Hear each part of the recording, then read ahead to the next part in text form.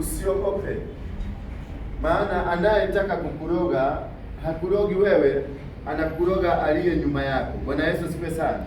Kama wewe ni mtumishi wa Mungu ama wewe ni mwimbaji na unamsifu Mungu kwa kweli, anayetaka kukuroga harogi wewe, bali anachotaka kuroga si wewe. Mchawi huwa harogi wewe.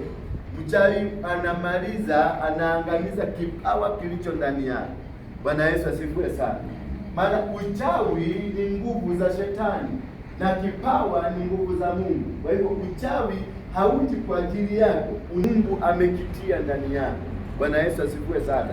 Kama Mungu amekuinua, amekubariki kwa biashara, mchawi haji kwa sababu yako wewe mwenyewe, anakuja kwa sababu ya biashara, sio vitu. Ni vitu, uchukue vitu. Bwana Yesu asifiwe sana. Wewe inarekodi. Basi mchawi haji kwa sababu ya wewe kama mtu yote tunani. Shetani haji kwa sababu ya uwepo ulio ndani yako Mungu aliwaeka. Maana wakati Mungu aliumba dunia, baada ya kuumba dunia aliwaumba binadamu wawili. Na wale binadamu wawili ilikuwa ni Adam na Eve. Naye Adam na Eve aliumbwa kwa kusudi kwamba walisema tumuumbe mtu aliye kama sisi.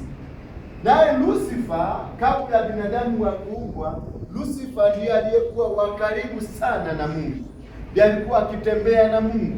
Ndiye aliyekuwa kama mwakilishi wa Mungu. Bwana Yesu asifiwe.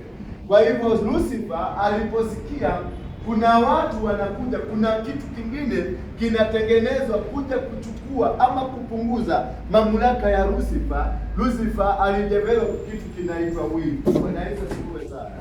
Wivu ulivyoingizwa kati yake, uliingizwa kwa nini? Kwa sababu Lucifer alijua binadamu ama Adam na Eve wakiingia watakuja kumiliki. Maana Adam alipoumbwa aliambiwa amepatiwa ulimwengu aumiliki, amiliki ulimwengu wote, achukue dominion. The Bible says, I have given you dominion over the world and over the earth. Nimekupatia umiliki wa dunia yote. Chochote kilicho duniani kimekabidhiwa mikononi mwa binadamu. Bwana Yesu asifiwe sana. Mara moja hapo naye shetani ama Lucifer akaona hatari kubwa, maana huyu ambaye amekuja kuchukua kilicho changu. Bwana Yesu asifiwe sana. Na hiyo ndio ilikuwa chanzo ya uchawi ukaanza. Uchawi ulianzia hapo wakati Lucifer aliona Adamu amekuja. Na hivyo ndio naona hata makanisani ama kwenye familia ama kwenye business inapoanza ama kitu unachoanzisha ama familia inapoingia, utakuta wivu unaingia. Wivu ndio chanzo cha uchawi. Bwana Yesu asifiwe sana. Wivu ndio chanzo cha uchawi. Wivu unapoingia, unakuta mtu anaanza kufikiria ni vipi nitamzuia huyu asiendelee. Bwana Yesu asifiwe sana. Na hapo ndio unakuta kanisani, kama ni kanisa, nimemuinua mtumishi kama Nancy, anapoinuka nao kunaingia watu wengine wanaanza kumuinukia. Na hiyo sasa ndiyo uchawi kamili. Unapoanza kuinukiwa na mtu, wale wanaoinuka wanainuka kwa njia ya uovu, njia ya kinyume, njia ya kuangamiza, njia ya kuzuia wale watu wengine wasije. Bwana Yesu asifiwe sana. And the moment wanazuiliwa wasije, wewe ambao unafanya kitendo kile unazuia kipawa cha Mungu kisifanye kazi. Sijui kama tumeelewana mpaka hapo. Unazuia kipawa cha Mungu kisifanye kazi. Kwa maana mimi ama yule ambaye ameteuliwa kuja kwenye madhabahu haya ameteuliwa na kusudi la kufanya kazi ya Mungu. Na ndio Biblia inasema hapa 1 Samuel 22 verse number 23 inasema nini? Usifadhaike as long as unatembea na mimi. Bwana Yesu asifiwe sana. Usifadhaike, maana anayejaribu kukupiga hapigi wewe, anapiga kile nilichotia ndani yako. Bwana Yesu asifiwe. Usitembea kidogo.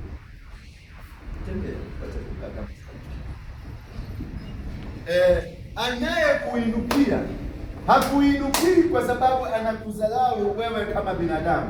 Hakuinukii kwa sababu anakudharau kama wewe Monica ama wewe Mwagangi. Anakuinukia kwa sababu una mafuta ndani yako. Bwana Yesu asifiwe sana. Kwa hivyo shetani anachokidhuru, shetani anachopigana nacho ni mafuta yaliyo ndani yako. Mungu anasema kaa kulingana na vile nimekuambia.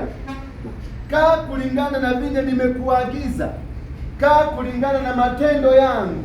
Na utakapokaa kulingana na matendo yangu, atakaye kuinukia si wewe atakuwa kiinukia, bali ni Mungu mwenyewe anainukia.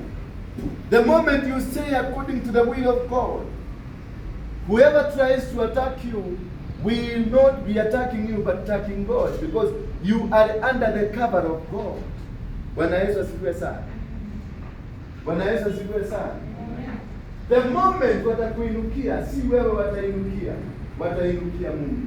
Na wanapoinukia Mungu, angojea matokeo, maana utaona vita vya Mungu vinavyokaa. Maana yule Mungu atakapoinuka atapigana vita ambavyo na watu hawawezi kuvizuia. Gai ake abelia bara yake nawe doke hata kumleto. Mungu akainuka sasa, aseme ni vita, anaanza kupiga vita. Wewe utaona ni watu wanakupiga vita, lakini ni Mungu anakupiga. Na afadhali shetani angekupiga vita kwa sababu unakuwa kutorokea kwa Mungu. Lakini Mungu atakapokuinukia ni vita, hakuna kwa kutorokea. Maana Mungu ndio mwisho wa dunia. Bwana Yesu asifiwe sana. Hapo ndio watu wanakosa kujielewa. Utofautishe vita ambavyo unapigana, ni vita ambavyo vinakupata, ni vita vya shetani ama ni vita vya Mungu. Maana kunazo vita za Mungu na kunako vita. Ukajaribu tu siku moja kuinukia mtumishi wa Mungu, utapigwa na Mungu. Bwana Yesu asifiwe sana. Ukajaribu kuinukia, hata wewe mchungaji ukamuinukia mchungaji mwenzako, ama wewe mchungaji ukamuinukia mshirika mwenzako, vita vitakazoinuka ni za Mungu, si za shetani. Maana wewe umetumiwa na shetani kumuinukia mtu wa Mungu. Mungu naye anaingia katikati kuteta. Okay. Bwana Yesu asifiwe sana. Bwana Yesu asifiwe sana. Amen. Hiyo ndio kitu tunataka kwamba vita, Biblia inasema vita ambavyo tunapigana si vyetu. Na Biblia inasema ikamwambia, do not touch the anointed. Do not touch the anointed. Ni kwa nini? Why don't you touch the anointed? Why have you been stopped from touching the anointed? You've been stopped from touching the anointed